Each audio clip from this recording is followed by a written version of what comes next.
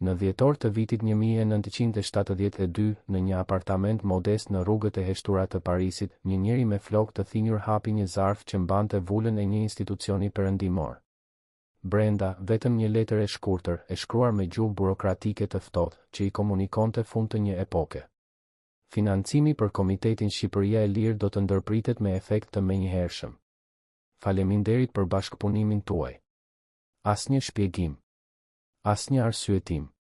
Vetëm heshtje. Abbas Ermeni, profesori i historisë që kishte sakrifikuar gjithçka për të luftuar komunizmin, që kishte rekrutuar qindra burra të rinj në kampet e refugjatëve, që kishte besuar se Perëndimi e donte Shqipërinë të lirë, mbeti i ulur në errësirë, duke mbajtur në duar një copë letër që i thoshte se ishte bërë i panevojshëm.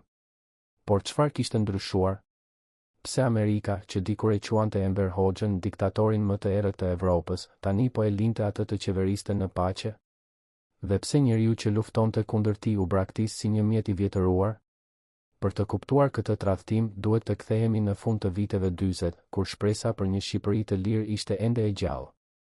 Në vitin 1949, në kampet e refugjatëve në Greqi dhe Itali, mijëra shqiptarë që kishin ikur nga regjimi komunist jetonin në çadra të mjerueshme, duke ëndërruar për ditën kur do të ktheheshin në atë. Mes tyre, Abbas Ermeni lëvizte si një hije e shpejtë, duke folur me zjarr për lirinë, duke premtuar se Perëndimi nuk do t'i harronte. Dhe në fillim, dukej se kishte të drejtë. Agjentët e Agjencisë Qendrore të Inteligjencës dhe të Shërbimit Sekret Britanik erdhën me çanta plot para, me plane të detajuara, me premtime për trajnim ushtarak dhe mbështetje logjistike. U krijua Komiteti Shqipëria e Lirë, një qeveri në hije që do të zëvendësonte Hoxhën sapo ai të rrëzohej. Ermeni u zgjodh kryetar i ballit kombëtar në Mërgim dhe për një moment të shkurtër gjithçka dukej e mundur. Por ajo që Ermeni nuk e dinte ishte se operacioni që po financohej nga Perëndimi, i quajtur me kodin Valuable, ishte tashmë i kompromentuar që në fillim. Një spiun sovjetik i infiltruar në zemër të inteligjencës britanike, Kim Philby, po ja kalonte çdo detaj Moskës dhe Moska ja kalonte Tiranës. Çdo desantim që organizohej, çdo grup luftëtarësh që hidhej me parashut në malet e Shqipërisë, pritej nga forcat e sigurimit të shtetit. Qindra burra të rinj që kishin besuar se po ktheheshin për të çliruar kombin, u vranë në prit, u torturuan në burgje, u ekzekutuan në heshtje. Dhe ndërsa trupat e tyre varroseshin në gropa të pashënuara, zyrat e CIA-s në Washington po lexonin raportet e dështimit me një shqetësim të ftohtë, duke llogaritur koston dhe përfitimin. A ja vlente të vazhdojë ky projekt? A kishte ndonjë shans që Hoxha të rrëzohej me forcë? Apo ishte koha për të ndryshuar strategjinë? Në vitin 1956, Abbas Ermeni ende besonte. Ai u zgjodh zyrtarisht kryetar i ballit kombëtar në Mërgim dhe vazhdoi të lobonte në kryeqytetet perëndimore, duke kërkuar takime me senator amerikan, me diplomat britanik, me gazetarë që mund të ndihmonin kauzën. Por diçka po ndryshonte në mënyrë të padukshme. Takimet bëheshin më të rralla. Premtimet bëheshin më të paqarta. Fondet vinin më ngadalë. Dhe në vitin 1961 ndodhi diçka që do të ndryshonte gjithçka. Enver Hoxha, diktatori paranojak që kishte ekzekutuar mijëra shqiptar, që kishte kthyer vendin në një burg të madh, mori një vendim që do ta bënte atë herojnë e padashur të Perëndimit. Ai prishi marrëdhëniet me Bashkimin Sovjetik të Nikita Hrushovit. Arsyeja zyrtare ishte ideologjike. Hoxha e akuzoi Hrushovin se po tradhtonte leninizmin, se po bëhej revizionist, se po bëhej i butë me imperializmin. Por pasoja ishte gjeopolitike. Hoxha dëboi nëndetëset sovjetike nga baza e Pashalimanit në Vlorë, duke i hequr Moskës daljen e vetme në detin mesdhe. Për NATO-n, kjo ishte një dhuratë falas. Pa lëshuar asnjë plumb, pa shpenzuar asnjë dollar, Perëndimi fitoi një aleat të çuditshëm, një diktator komunist që po luftonte kundër Moskës më shumë se çdo demokrat i mundshëm. Dhe në zyrat e CIA-s, dikush bëri një pyetje të thjeshtë: pse duhet ta rrëzojmë Hoxhën kur ai po bën punën ton falas? Në vitin 1968, Shqipëria doli zyrtarisht nga Traktati i Varshavës, pas pushtimit sovjetik të Çekoslovakisë. Hoxha e quajti këtë një tradhtim të socializmit, por në realitet ishte frika. Ai e dinte se nëse Moska vendoste ta pushtonte Shqipërinë, askush nuk do ta ndalonte. Por diçka e çuditshme ndodhi. Perëndimi filloi të dërgonte sinjale të tërthorta se nuk do të lejonte një pushtim sovjetik të Shqipërisë. Jo sepse e donte Hoxhën, por sepse një Shqipëri e pushtuar nga Moska do të ishte më e rrezikshme se një Shqipëri e izoluar nën Hoxhën. Një Shqipëri e pushtuar do të jepte Bashkimit Sovjetik një bazë të re në mesdhe, do të destabilizonte Greqinë dhe Italinë, do të shkaktonte një krizë të re në NATO. Ndërsa një Shqipëri e izoluar, e mbyllur, e varfër, por armiqësore ndaj Moskës, ishte një zonë neutrale perfekte. Një qenëroje që nuk kërkonte as ushqim, as strehim, as dashuri. Vetëm që të lijej të ulërinte në errësirë. Dhe kështu, në fillim të viteve 70, Saja mori vendimin final. Rubineti i financimit për Komitetin Shqipëria e Lirë u mbyll. Abbas Ermeni dhe organizata e tij u lanë në mëshirë të fatit. Ish luftëtarët që kishin rrezikuar jetën për Cian, që kishin besuar se po luftonin për lirinë, përfunduan duke punuar si pjatalarës në restorante, si roje nate në fabrika, si punëtor krahu në ndërtesa. Pa pension. Pa njohje. Pa asnjë falënderim. Vetëm heshtje. Por pse? Pse Amerika, që kishte shpenzuar miliona dollar për të rrëzuar regjime komuniste në Evropën lindore, vendosi të braktiste Shqipërinë? Përgjigjja qëndron në një doktrinë të re që po formohej në Washington në drejtimin e Richard Helms, drejtorit të CIA-s nga viti 1966 deri në vitin 1973. Kjo doktrinë quhet ruajtja e status quo-s. Në vitet 50, Saje kishte besuar se mund të çlironte kombet e robëruara me operacione sekrete, me grupe partizanësh, me propaganda. Por dështimet në Hungari, në Poloni, në Shqipëri, kishin treguar se kjo strategji ishte e kushtueshme dhe e pasuksesshme. Tani, në vitet 70, në ndikimin e Henry Kissingerit, Amerika po kalonte në një qasje më cinike, të menaxhonte luftën e ftohtë, jo ta fitonte. Të mbante ekuilibrin, jo ta thente. Dhe në këtë ekuilibër të ri, Enver Hoxha ishte një figurë perfekte. Ai ishte një diktator gjakatar, por ishte diktatori i duhur. Ai ishte armik i Moskës, por nuk kërkonte asgjë nga Washingtoni. Ai ishte izoluar, por kjo izolim e bënte atë të parrezikshëm. Ndërsa një qeveri demokratike e udhëhequr nga Abbas Ermeni do të ishte e dobët, e korruptuar, e paqëndrueshme dhe mbi të gjitha e rrezikshme. Sepse një Shqipëri e lirë do të kërkonte mbështetje ushtarake, do të kërkonte para, do të kërkonte anëtarësim në NATO. Dhe kjo do të shkaktonte një krizë me Jugosllavinë, me Greqinë, me Italinë. Do të hapte një kuti Pandora që askush nuk donte ta hapte. Kështu që vendimi u mor. Hoxha do të lijej të qeveriste. Ermeni do të braktisej. Dhe Shqipëria do të mbetej një vend fantazm, i harruar nga bota, i mbyllur në errësirë, por i dobishëm për perëndimin pikërisht për këtë arsye. Në vitin 1978, Enver Hoxha prishi marrëdhëniet edhe me Kinën, aleatën e tij të fundit. Shqipëria u bë vendi më i izoluar në botë. Asnjë aleat. Asnjë mik. Vetëm paranoja dhe varfëria. Dhe sërish, perëndimi nuk lëvizi. Nuk e riaktivizoi Ermenin. Nuk financoi asnjë grup opozitar. Sepse tani strategjia ishte e qartë, të lijej regjimi të kalbet nga brenda. Të lijej Hoxha të shkatërrojë vendin me duart e tij. Të lijej populli shqiptar të vuante, derisa sistemi të shembej nga pesha e tij. Dhe kur të shembej, perëndimi do të ishte atje, jo për të çliruar, por për të kontrolluar tranzicionin. Për të siguruar që Shqipëria e re të mos bëhej një problem i ri. Kjo ishte logjika e luftës së ftohtë. Kjo ishte cinizma e gjeopolitikës. Dhe Abbas Ermeni, njeriu që kishte besuar se perëndimi luftonte për vlera, jo për interesa, e kuptoi këtë shumë vonë.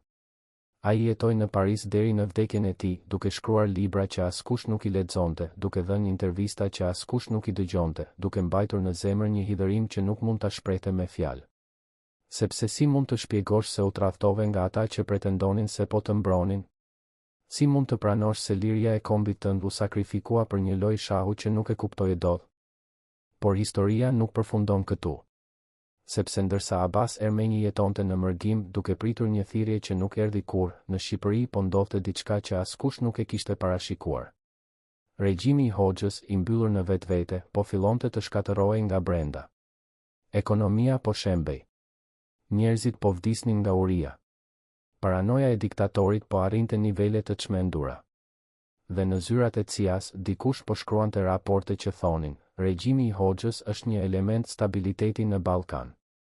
Ndërsa shqiptarët vriteshin në kufi duke tentuar të aratiseshin drejt botës së lirë, Washingtoni po festonte suksesin e strategjisë së tij. Sepse Hoxha po bënte punën që CIA-ja nuk kishte nevojë ta bënte, po mbante Shqipërinë larg Moskës, pa kërkuar asgjë në këmbim. Ishte diktatori perfekt. Diktatori i dobishëm. Dhe kjo është ironia më e madhe e kësaj historie. Se njeriu që Perëndimi e quante armikun më të errët ishte në të vërtetë aleati më i çmuar. Dhe njeriu që luftonte për lirinë, Abbas Ermeni, ishte bërë i panevojshëm pikërisht sepse luftonte për vlera që Perëndimi nuk i besonte më. A mund të kishte qenë ndryshe? A mund të kishte CIA-ja mbështetur Ermenin dhe të kishte rrëzuar Hoxhën? Teorikisht, po. Por praktikisht, jo. Sepse çdo skenar tjetër përfshinte rreziqe që Washingtoni nuk ishte i gatshëm t'i merrte. Një luftë civile në Shqipëri. Një ndërhyrje jugoslave. Një krizë në NATO. Një destabilizim i Ballkanit. Ishte më e lehtë, më e lirë, më e sigurt të lihej Hoxha të qeveriste. Edhe nëse kjo do të thoshte të sakrifikohej një brez i tërë shqiptarësh. Dhe kështu, në errësirën e një apartamenti në Paris, Abbas Ermeni mbeti i ulur me atë letër në duar, duke kuptuar se ishte vetëm një pion në një lojë që nuk e kontrollonte dot. Një lojë ku liria e një kombi ishte më pak e rëndësishme se stabiliteti i një rajoni. Një lojë ku diktatorët ishin më të dobishëm se demokratët. Një lojë ku tradhtia quhet realizëm politik. Por pyetja mbetet, kush e mori këtë vendim? Kush ishte njeriu që uli stilolapsin dhe shkroi, financimi për Komitetin Shqipëria e Lirë do të ndërpritet? Kush ishte ai që vendosi se Enver Hoxha ishte më i dobishëm se Abbas Ermeni? Dhe mbi të gjitha, a e dinin ata se çfarë po bënin? A e dinin se po dënonin një kombë të tërë në errësirë? Apo thjesht po lexonin raporte, po shtypin numra, po menaxhonin rreziqe, pa menduar asnjëherë për njerëzit që jetonin pas atyre numrave? Në vitin 1963, në një vilë të vogël në brigjet e Rivierës franceze, u mbajt një takim që nuk u regjistrua kur në asnjë dokument zyrtar. 3 burra ulur rreth një tavolinë druri, me pamje deti që shkëlqente në diellin e mesdhetar, por me fytyrë të errëta si nata. Njëri prej tyre ishte një zyrtar i lartë i Agjencisë Qendrore të Inteligjencës, i dërguar drejt për drejt nga Washingtoni. Tjetri ishte një analist britanik nga shërbimi sekret me përvojë të gjatë në Ballkan. Dhe i treti ishte një këshilltar italian i lidhur me Ministrinë e Jashtme në Rom. Ata po diskutonin për Shqipërinë, por jo si e diskutonin më parë. Jo si një vend që duhej çliruar, por si një problem që duhej menaxhuar. Amerikanit i ra të fliste i pari dhe fjalët e tij ishin të ftohta si akulli. Hoxha na ka bërë një shërbim që ne nuk mund ta blejmë me para. Ai ka hequr Bashkimin Sovjetik nga mesdhetari. Ai ka kthyer Shqipërinë në një zonë neutrale. Dhe ai nuk kërkon asgjë nga ne. Pse duhet ta rrëzojmë? Britaniku u përgjigj me një pyetje, dhe çfarë bëjmë me Ermenin? Ai ka qindra burra të gatshëm. Ai ka mbështetjen e diasporës. Ai beson se ne do ta mbështesim. Amerikanit nuk ju drodh zëri, Ermeni është një idealist. Idealistët janë të rrezikshëm. Ata nuk kuptojnë kompromisin. Ata nuk kuptojnë ekuilibrin. Nëse e mbështesim atë, do të shkaktojmë një luftë civile që do të përfshijë Greqinë, Jugosllavinë, ndoshta edhe Italinë. Dhe për çfarë? Për një demokraci të paqëndrueshme që mund të rrëzohet nga Moska brenda një viti? Italiani, që kishte heshtur deri atëherë, shtoi, ka edhe një problem tjetër. Nëse Hoxha rrëzohet, kush do ta zëvendësoj? Ermeni? Ai nuk ka asnjë kontroll mbi territorin. Ai nuk ka asnjë strukturë ushtarake brenda vendit. Ai është vetëm një emër në mërgim. Ndërsa Hoxha ka ushtrinë, ka policinë, ka aparatin. Ai është një realitet. Ermeni është vetëm një shpresë. Dhe kështu, pa asnjë votim zyrtar, pa asnjë dokument të nënshkruar, vendimi u mor. Abbas Ermeni do të braktisej. Jo sepse kishte dështuar, por sepse kishte pasur sukses në diçka që Perëndimi nuk e donte më, në mbajtjen e shpresës së gjallë. Por si mund të braktisej një njeri që kishte dhënë gjithçka për kauzën e lirisë? Si mund t'i thuaj se nuk ishte më i nevojshëm, pa e shkatëruar moralisht? Përgjigjja ishte e thjeshtë, nuk do t'i thuaj asgjë. Fondet do të uleshin gradualisht. Takimet do të bëheshin më të rralla. Premtimet do të zëvendësoheshin me heshtje. Dhe Ermeni do të lihej të kuptonte vetë se diçka kishte ndryshuar. Kjo strategji quhet vdekja e ngadaltë dhe është më mizore se çdo ekzekutim i menjëhershëm. Sepse lë viktimën të shpresoj, të luftoj, të besoj se ka bërë diçka gabim, se mund ta rregulloj, se mund të fitoj përsëri besimin e aleatëve. Dhe Ermeni luftoi.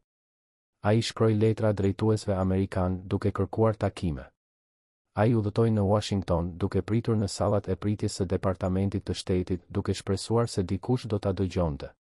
Ai organizoi konferenca me diasporën duke mbledhur para nga shqiptarët e varfër që jetonin në mërgim duke u premtuar se dita e çlirimit po afrohej. Por thellë në zemër, ai e dinte. E dinte nga mënyrën se si zyrtarët amerikanë e shikonin tani, jo me respekt, por me mëshirë.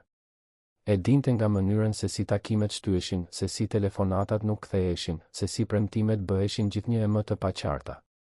Dhe një natë, në vitin 1969, ai u zgjua në mes të errësirës, me një mendim që e dogji si acid, ata nuk më duan më.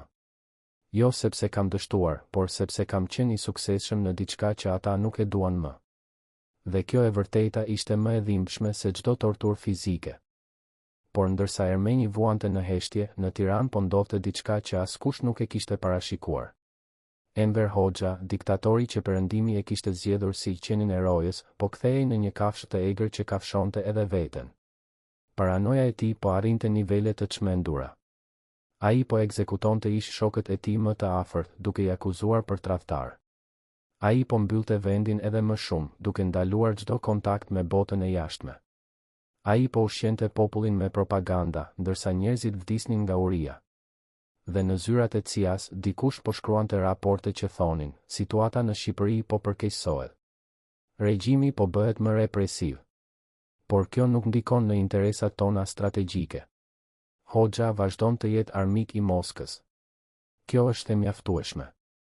Kjo është e mjaftueshme. Jo, kjo është e mirë. Jo, kjo është e drejtë. Por kjo është e mjaftueshme. Sepse për Cian, Shqipëria nuk ishte një vend me njerëz, me familje, me fëmijë që ëndërronin për një jetë më të mirë. Ishte vetëm një katror në hartë, një variabël në një ekuacion strategjik. Dhe sa kohë që ky katror mbetej i kuq, por jo i kuq sovjetik, gjithçka ishte në rregull. Por për shqiptarët që jetonin në atë regjim, asgjë nuk ishte në rregull. Ata po vuanin çdo ditë, duke jetuar në frikë, duke mos guxuar të flasin, duke mos guxuar të ëndërrojnë. Dhe disa prej tyre po tentonin të iknin, duke kaluar kufit e minuar, duke notuar në det, duke rrezikuar jetën për të arritur në botën e lirë. Dhe kur arrinin, kur shpëtonin, kur tregonin historinë e tyre, Perëndimi i dëgjonte me simpati, por pa asnjë veprim. Sepse të veproje do të thoshte të destabilizoje Hoxhën. Dhe të destabilizoje Hoxhën do të thoshte të rrezikoje ekuilibrin. Dhe ekuilibri ishte më i rëndësishëm se liria. Në vitin 1970, Abbas Ermeni mori një vizitë të papritur në apartamentin e tij në Paris. Ishte një ish agent i CIA-s, tani i pensionuar, që kishte punuar në operacionet e hershme në Shqipëri. Ai erdhi pa paralajmërim, pa thirrje paraprake, dhe kur Ermeni hapi derën, pa në sytë e tij diçka që nuk e kishte parë kurrë më parë, turp. Ata ulën në heshtje, dhe për një kohë të gjatë, askush nuk foli. Pastaj, ish agenti foli me një zë të thyer, unë erdha të kërkoj falje. Jo në emër të agjencisë, sepse ata nuk do të kërkojnë kurrë falje. Por në emrin tim. Sepse unë isha pjesë e asaj makinerie që ju tradhtoi. Ermeni e shikoi pa shprehje dhe pyeti, pse? Pse na braktisët? Ish agenti mori frym thellë dhe tha, sepse ju besonit se ne luftonim për vlera. Por ne luftonim për interesa. Ju mendonit se ne donim një Shqipëri të lirë. Por ne donim vetëm një Shqipëri që nuk ishte sovjetike. Dhe kur Hoxha na dha këtë, pa kërkuar asgjë në këmbim, ju u bëtë të panevojshëm. Ermeni nuk tha asgjë për një kohë të gjatë. Pastaj, me një zë të qetë, por plot hidhërim, tha, dhe çfarë do të ndodh tani? Do të lini Hoxhën të shkatërrojë vendin? Do të lini popullin të vuaj? Ish agenti u përgjigj, po. Sepse kjo është strategjia. Të lësh regjimin të kalbet nga brenda. të lësh popullin të vuaj derisa sistemi të shembej nga pesha e tij. Dhe kur të shembej, ne do të jemi atje, jo për të çliruar, por për të kontrolluar tranzicionin. Ermeni e shikoi me një shprehje që ishte një përzierje dhimbjeje dhe neverie, dhe tha, ju nuk jeni çlirues. Ju jeni menaxher të vuajtjes. Ish agenti nuk kundërshtoi. Sepse e dinte se ishte e vërteta. Pas asaj vizite, Abbas Ermeni nuk shkroi më letra drejtuesve amerikan. Nuk organizoi më konferenca. Nuk loboi më për mbështetje. Ai kuptoi se lufta e tij kishte mbaruar, jo sepse kishte humbur, por sepse kishte luftuar në anën e gabuar të historisë. Ai kishte besuar se Perëndimi luftonte për liri, por Perëndimi luftonte për kontroll. Ai kishte besuar se demokracia ishte një vlerë absolute, por për gjeopolitikën, demokracia ishte vetëm një mjet që përdorej kur ishte e dobishme dhe hidhej kur nuk ishte. Dhe kjo e vërteta e shkatërroi më shumë se çdo dështim ushtarak. Sepse një njeri mund të pranoj humbjen në luftë, por si mund të pranoj se vlerat për të cilat luftoi nuk ishin kurrë të vërteta? Si mund të jetoj me këtë peshë? Ermeni zgjodhi të jetoj duke shkruar. Ai shkroi libra për historinë e Shqipërisë, për rezistencën kundër komunizmit, për tradhtinë e Perëndimit. Por librat e tij u lexuan vetëm nga diaspora, nga njerëzit që tashmë e dinin të vërtetën. Bota e gjerë nuk dëgjoi. Sepse bota e gjerë kishte probleme të tjera, luftëra të tjera, kriza të tjera. Shqipëria ishte një vend i vogël, i harruar, i panevojshëm. Dhe Abbas Ermeni ishte vetëm një zë i vetmuar në errësirë, duke thirrur për drejtësi që nuk do të vinte kurrë. Por historia nuk përfundon me heshtjen e Ermenit. Sepse ndërsa ai jetonte në mërgim duke pritur një drejtësi që nuk erdhi kurrë, në Shqipëri po ndodhte diçka që do të ndryshonte gjithçka. Regjimi i Hoxhës, i mbyllur në vetvete, po fillonte të shkatërrohej nga brenda, pikërisht siç e kishte parashikuar CIA. Ekonomia po shembej. Njerëzit po vdisnin nga uria. Dhe paranoja e diktatorit po arrinte nivele ku ai nuk besonte më askënd, as familjen, as shokët më të afërt. Ai po kthehej në një fantazm të gjallë, duke jetuar në një botë të tij, të mbushur me armiq imagjinar. Dhe kur ai vdiq në vitin 1985, regjimi që la pas ishte një skelet i zbrazët, i gatshëm të shembej me goditjen e parë. Por edhe atëherë, Perëndimi nuk lëvizi. Nuk e thirri Ermenin. Nuk e mbështeti asnjë lëvizje opozitare. Sepse strategjia ishte e njëjtë, të lihej sistemi të shembej nga brenda dhe pastaj të kontrollohej tranzicioni. Dhe kështu ndodhi.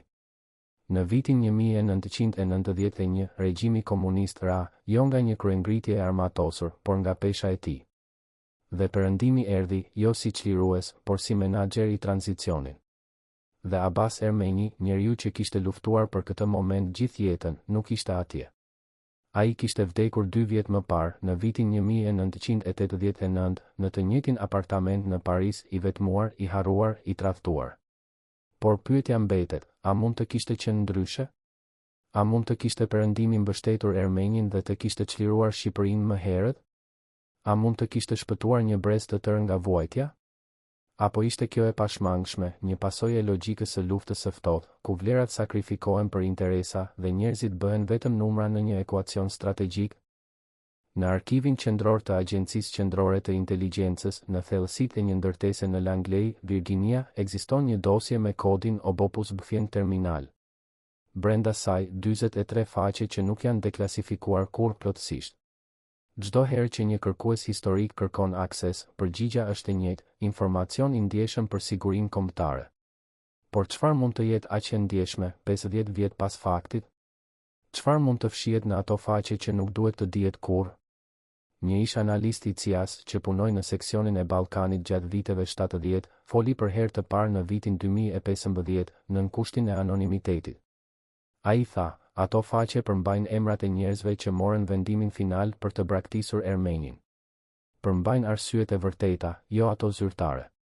Përmbajnë llogaritë ekonomike që tregojnë se sa para u kursyen duke mos mbështetur një qeveri demokratike në Shqipëri. Dhe përmbajnë diçka më të keqe, korrespondencën mes Washingtonit dhe Tiranës, të bërë përmes kanaleve të treta. Ku Perëndimi i dërgoi sinjale Hoxhës se nuk do të ndërhyente kundër tij, me kusht që ai të mbetej armik i Moskës. Nëse kjo është e vërtetë, atëherë nuk ishte vetëm një braktisje pasive. Ishte një marrëveshje aktive. Një pakt i heshtur mes dy armiqve ideologjik që gjetën një interes të përbashkët, të mbajnë Shqipërinë të izoluar, të kontrolluar, të pafuqishme. Por kush e nënshkroi këtë pakt? Kush vendosi se Enver Hoxha ishte më i dobishëm se Abbas Ermeni? Dhe mbi të gjitha, a e dinin ata se çfarë po bënin me një kombë të tërë? Për të kuptuar këtë, duhet të shikojmë jo vetëm në dokumente, por në trupat e atyre që morën vendimin. Sepse pushteti nuk është abstrakt. Ai jeton në njerëz, në trupin e tyre, në mënyrën se si plakin, se si sëmuren, se si shkatërohen nga pesha e vendimeve që marrin. Richard Helms, drejtori i CIA-s nga viti 1966 deri në vitin 1973. Ishte një njeri i lartë, me pamje të ftohtë, me sy që nuk tregonin asnjë emocion. Ai kishte filluar karrierën si gazetar, pastaj ishte bërë spion gjatë luftës së dytë botërore dhe kishte ngjitur shkallët e agjencisë me një aftësi të rrallë për të mbajtur sekrete. Por ata që e njohen nga afër thonë se diçka ndryshoi tek ai gjatë viteve 70. Ai filloi të pinte më shumë. Ai filloi të flinte më pak. Ai filloi të shikonte njerëzit me një shprehje që ishte një përzierje lodhje dhe neverie. Një ish sekretari i tij tregon se një natë, në vitin 1972, e gjeti duke qëndruar i vetëm në zyrë, duke shikuar një hartë të Evropës lindore me një gotë uiski në dorë. Kur e pyeti nëse ishte mirë, Helms u përgjigj me një zë të thyer: "Unë kam shpenzuar 20 vjet duke luftuar komunizmin. Dhe tani po mësoj se mënyra më e mirë për ta luftuar është ta lësh të jetoj." Kjo ishte çmenduria e luftës së ftohtë. Kjo ishte logjika që shkatëronte edhe ata që e zbatonin.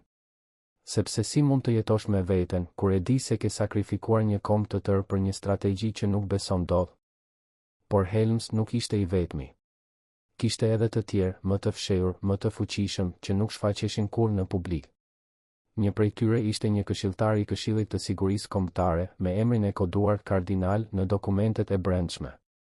Emri i tij i vërtet nuk është deklasifikuar ende, por roli i tij ishte vendimtar. Ai ishte njeriu që shkruante memorandumet që arrinin në tavolinën e presidentit. Ai ishte njeriu që përkthente analizat e CIA-s në rekomandime politike. Dhe ai ishte njeriu që në një memorandum të datës 25 shkurt 1971 shkroi këto fjalë: "Mbështetja për grupet antikomuniste shqiptare duhet të ndërpritet. Regjimi i Hoxhës, pavarësisht natyrës së tij represive, shërben interesat tona strategjike duke mbajtur Shqipërinë jashtë orbitës sovjetike. Çdo tentativë për ta rrëzuar atë do të krijojë një vakum që mund të shfrytëzohet nga Moska ose nga Beogradi." Rekomandimi, status quo. Pavarësisht natyrës së tij represive. Jo për shkak të natyrës së tij represive, por pavarësisht. Sikur represioni ishte një detaj i parëndësishëm, një efekt anësor i një strategjie më të madhe. Sikur njerëzit që vuanin në atë regjim nuk ishin qenie njerëzore, por vetëm variabla në një ekuacion. Dhe kush ishte ky kardinal? Kush ishte njeriu që shkroi këto fjalë me një dorë të qetë, pa asnjë dridhje, pa asnjë hezitim? A jetoi ai mirë pas kësaj?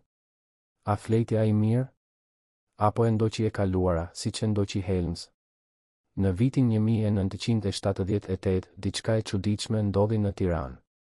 Enver Hoxha, që kishte qenë gjithmonë një njeri i fortë, me një prezencë fizike që mbushte çdo dhomë, filloi të dukej i vogël. Ai kishte humbur peshë. Lëkura e tij ishte bërë e verdhë.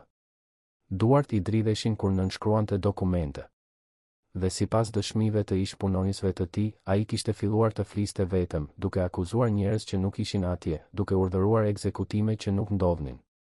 Mjeku i tij personal, që iku nga Shqipëria në vitin 1984, tregoi se Hoxha vuante nga diabeti i rëndë, nga probleme kardiovaskulare dhe nga një sëmundje neurologjike që nuk u diagnostikua kurrë plotësisht.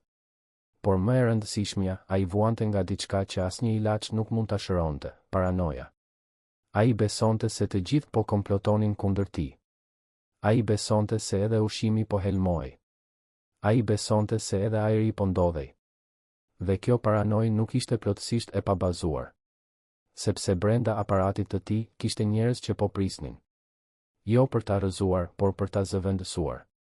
Njerëz që e dinin se diktatori po vdiste dhe po përgatiteshin për atë që do të vinte pas.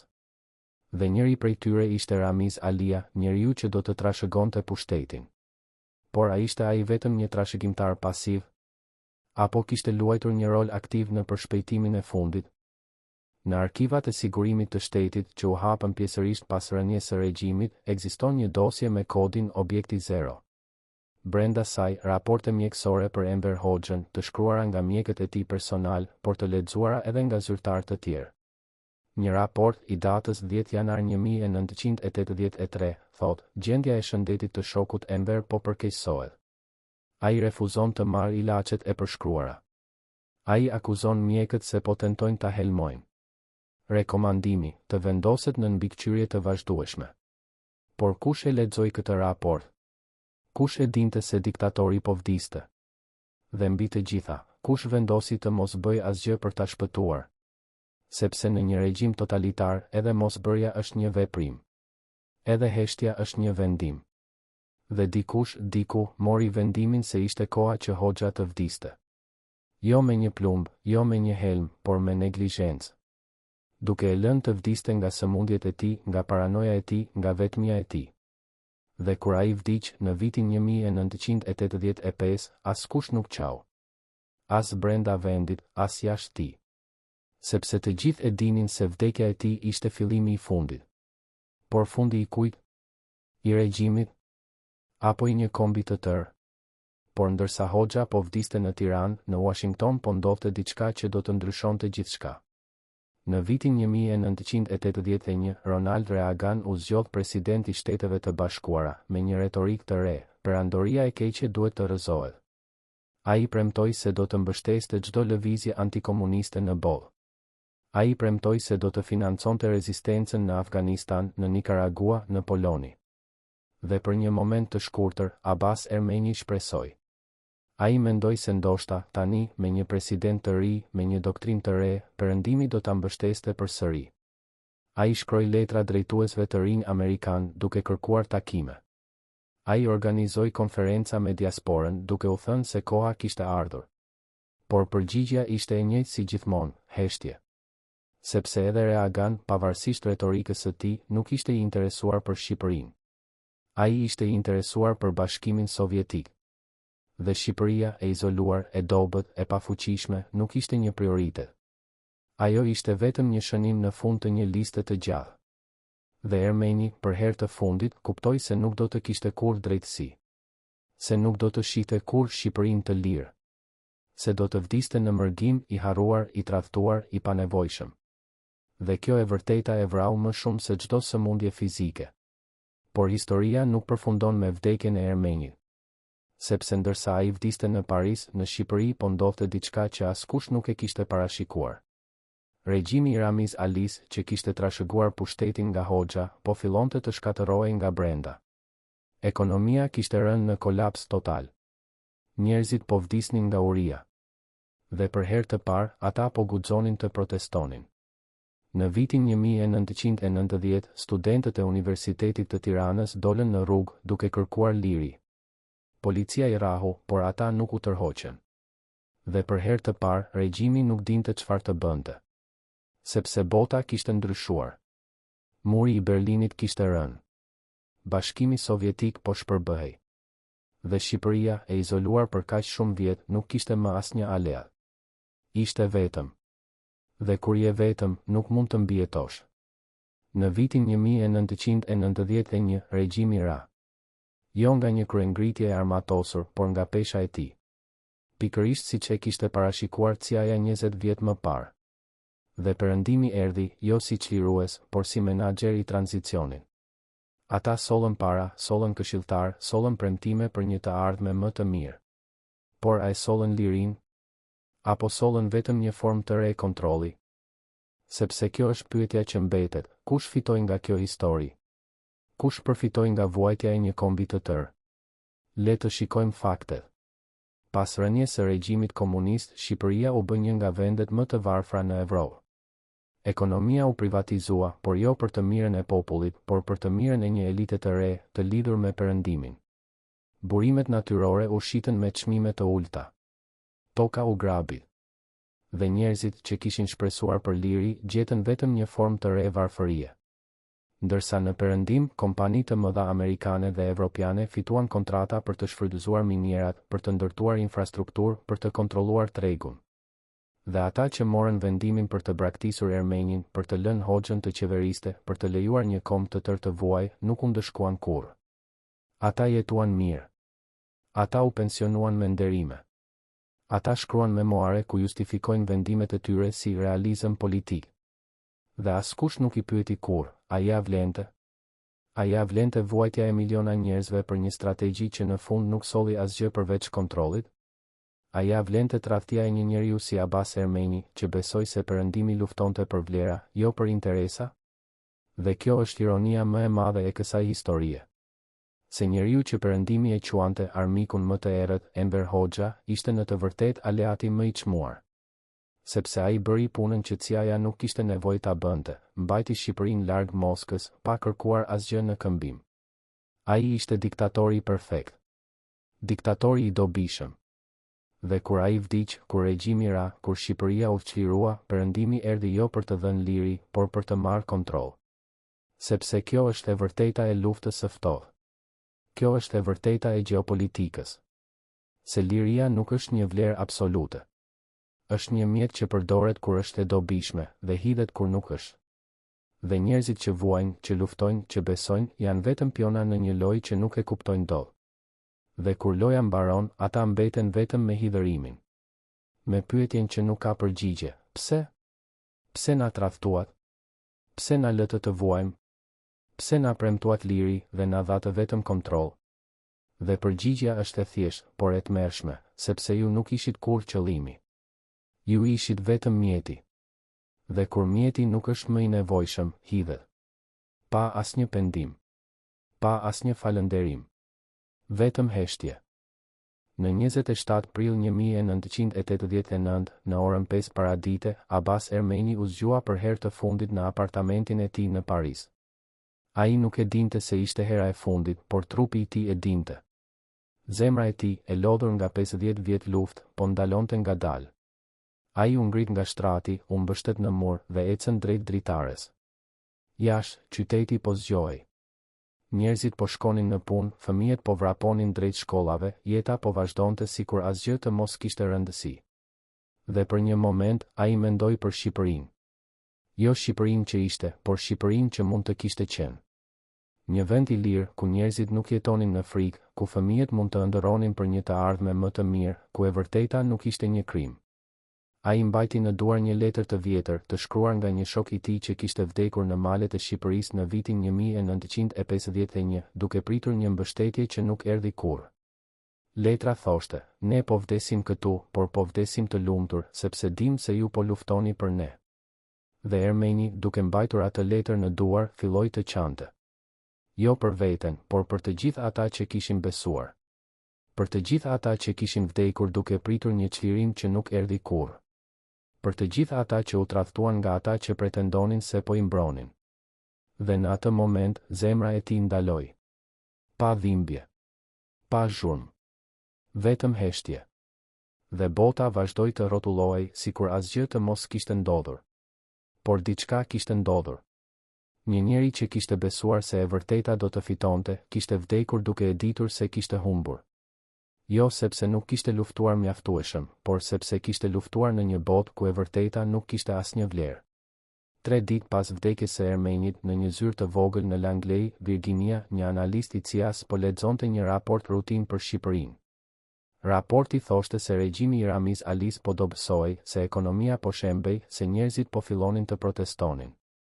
Dhe në fund të raportit kishte një shënim të shkruar me dorë: situata po zhvillohet sipas parashikimit. Asnjë ndërhyrje e nevojshme. Analisti e lexoi, e nënshkroi dhe e dërgoi më lart në zinxhirin e komandës. Dhe askush nuk pyeti: çfarë parashikimi? Kush e bëri atë parashikim? Dhe çfarë do të thotë asnjë ndërhyrje e nevojshme? Sepse në gjuhën e inteligjencës, asnjë ndërhyrje e nevojshme do të thotë: lëreni të shembet vetë. Lëreni popullin të vuajë derisa sistemi të rrëzohet nga pesha e tij. Dhe pastaj, kur të ketë rënë, hyni dhe kontrolloni tranzicionin. Kjo ishte strategjia që ishte vendosur 20 vjet më parë. Dhe tani po zbatohej me një precizion të ftohtë. Por kishte një problem. Strategjia supozonte se kur regjimi të rrëzohej, perëndimi do të kishte kontroll të plot mbi atë që do të vinte pas. Por realiteti ishte ndryshe. Sepse kur regjimi ra në vitin 1991 nuk erdhi liri. Erdhi kaos. Erdhi grabitja. Erdhi një formë e re e korrupsioni, më e sofistikuar, më e fshehur, por po aq e egër. Dhe perëndimi, që kishte planifikuar gjithçka, zbuloi se nuk mund të kontrollonte asgjë. Sepse njerëzit që kishin jetuar në diktaturë për 50 vjet nuk dinin si të jetonin në liri. Ata dinin vetëm si të mbijetonin. Dhe mbijetesa në një botë pa rregulla do të thotë grabitje. Do të thotë forcë. Do të thotë se ai që ka pushtetin merr gjithçka. Dhe kështu Shqipëria kaloi nga një diktaturë në një tjetër. Jo një diktaturë politike, por një diktaturë ekonomike. Ku një elite e vogël, e lidhur me perëndimin, kontrollonte gjithçka. Ndërsa populli, që kishte shpresuar për liri, gjeti vetëm një formë të re varfërie. Por kush ishte kjo elite e re? Kush ishin njerëzit që fituan nga rënia e regjimit? Le të shikojmë emrat. Në vitin 1992, një kompani amerikane, e quajtur Occidental Petroleum, mori një kontratë për të shfrytëzuar minierat e kromit në Shqipëri. Kontrata u nënshkrua nga qeveria e re demokratike, por kushtet ishin të tilla që kompania merrte 90% të fitimit, ndërsa Shqipëria merrte vetëm 10%. Kush negocioi këtë kontratë? Një ish zyrtar i sigurimit të shtetit që kishte kaluar në anën e re dhe që kishte lidhje të forta me perëndimin. Emri i tij nuk është bërë publik kurrë, por ai jetoi mirë. Shumë mirë. Ai bleu vila në Bregdet, ai dërgoi fëmijët në universitete perëndimore, ai u bë një nga njerëzit më të pasur në Shqipëri.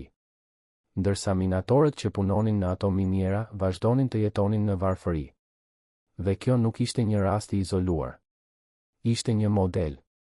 Një model që u përsërit në çdo sektor, në energji, në telekomunikacion, në bujqësi, në ndërtim. Gjithmonë e njëjta strukturë, një kompani perëndimore që merrte kontratën, një ish zyrtar që negocionte kushtet dhe një popull që mbetej i varfër. Dhe kush mbikëqyrte këtë proces? Kush siguronte se gjithçka po shkonte sipas planit? Agjencia Qendrore e Inteligjencës, Banka Botërore, Fondi Monetar Ndërkombëtar. Institucionet që pretendonin se po ndihmonin Shqipërinë të kalonte në demokraci, por që në realitet po siguronin se tranzicioni do të ishte i kontrolluar, i parashikueshëm, i dobishëm për perëndimin. Sepse kjo ishte e vërteta që askush nuk donte ta thoshte, Shqipëria nuk u çlirua në vitin 1991. Ajo thjesht ndërroi zotërues. Në vitin 1995, 5 vjet pas rënies së regjimit, një gazetar investigativ shqiptar publikoi një artikull që zbulonte lidhjet mes elitës së re dhe perëndimit. Artikulli tregonte se shumë nga njerëzit që tani kontrollonin ekonominë shqiptare, kishin qenë ish zyrtar të sigurimit të shtetit, që kishin bashkëpunuar me CIA gjatë viteve 80. Artikulli tregonte se këta njerëz kishin marrë informacione të brendshme për privatizimin e ndërmarrjeve shtetërore dhe i kishin përdorur për të blerë ato me çmime të ulta. Artikulli tregonte se gjithçka ishte planifikuar që më parë, se tranzicioni nuk ishte spontan, por i orkestruar. Dhe çfarë ndodhi me atë gazetar? Ai u arrestua me akuzën e shpifjes. U gjykua në një proces që zgjati vetëm 2 ditë. U dënua me 3 vjet burg. Dhe kur doli nga burgu, nuk shkroi më asnjë artikull. Sepse e kishte kuptuar se e vërteta kishte një çmim. Dhe ai nuk ishte i gatshëm ta paguante përsëri. Por pyetja mbetet, nëse gjithçka ishte planifikuar, nëse tranzicioni ishte i orkestruar, atëherë kush e planifikoi? Kush ishin njerëzit që ulën rreth një tavoline dhe vendosën se si do të dukej Shqipëria pas komunizmit? Dhe mbi të gjitha, pse askush nuk po pyet këto pyetje? Pse askush nuk po kërkon përgjegjësi? Pse historia po shkruhet sikur gjithçka të kishte ndodhur natyrshëm, sikur të mos kishte pasur asnjë dorë të fshehur, asnjë plan të fshehtë, asnjë interes të fshehtë? Në vitin 2007, 26 vjet pas vdekjes së Abbas Ermenjit, një historian amerikan publikoi një libër të titulluar The Useful Dictator, How the East Kept Hoxha in Power.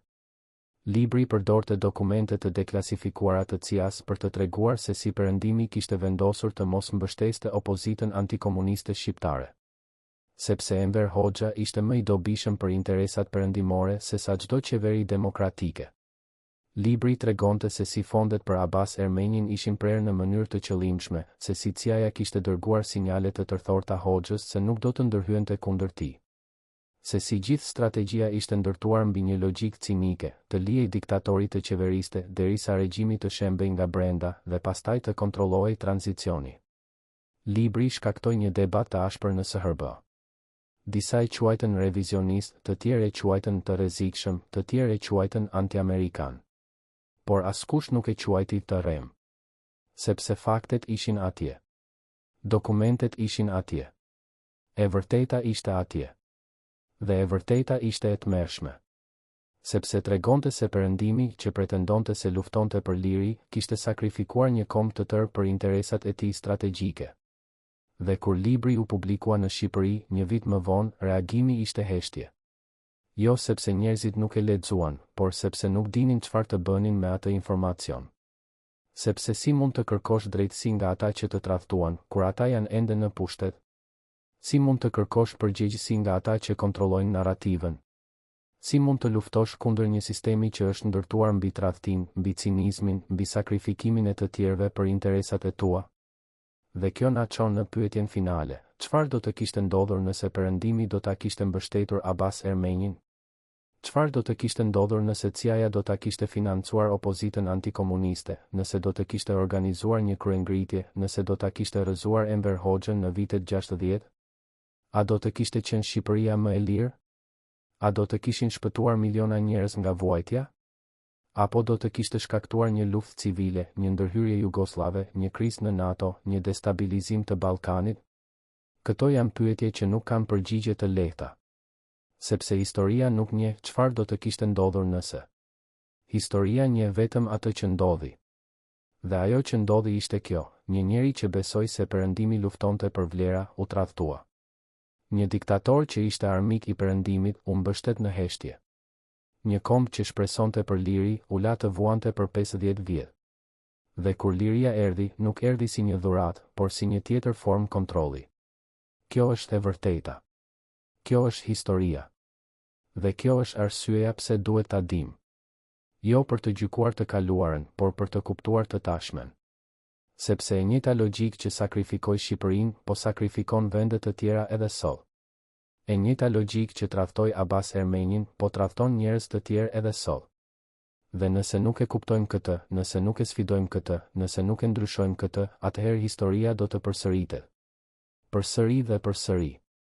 Derisa të mësojmë se liria nuk është një dhuratë që jepet nga të tjerët. Është një e drejtë që merret me luftë. Dhe lufta nuk mbaron kurrë. Abbas Ermeni vdiq në Paris në vitin 1989, vetëm 3 muaj para rënies së murit të Berlinit. Ai nuk pa kurrë Shqipërinë të lirë. Familja e tij, që kishte mbetur në Shqipëri, vuajti në regjimin e Hoxhës. Disa u burgosën, disa u internuan, disa u ekzekutuan. Dhe kur regjimi ra, ata që mbijetuan nuk gjetën drejtësi. Gjetën vetëm varfëri dhe harresë. Ndërsa ata që tradhtuan Ermenin, ata që morën vendimin për ta braktisur, jetuan mirë. Richard Helms u pensionua me nderime, shkroi memoare dhe vdiq në shtrat në moshën 89 vjeç. Këshilltari me kodin kardinal nuk u identifikua kurrë publikisht, por sipas burimeve të brendshme, ai vazhdoi të punonte në pozicione të larta deri në vitet 90 dhe u pensionua me një pension të majm. Asnjë prej tyre nuk u ndëshkua. Asnjë prej tyre nuk u pyet. Asnjë prej tyre nuk kërkoi falje. Shqipëria, pas rënies së regjimit komunist, kaloi në një tranzicion kaotik. Ekonomia u privatizua, por jo për të mirën e popullit. Burimet natyrore u shitën me çmime të ulta kompanive perëndimore. Elita e re, e përbërë nga ish zyrtar të sigurimit të shtetit dhe sipërmarrës të lidhur me perëndimin, kontrolloi gjithçka. Ndërsa populli, që kishte shpresuar për liri, gjeti vetëm një formë të re varfërie.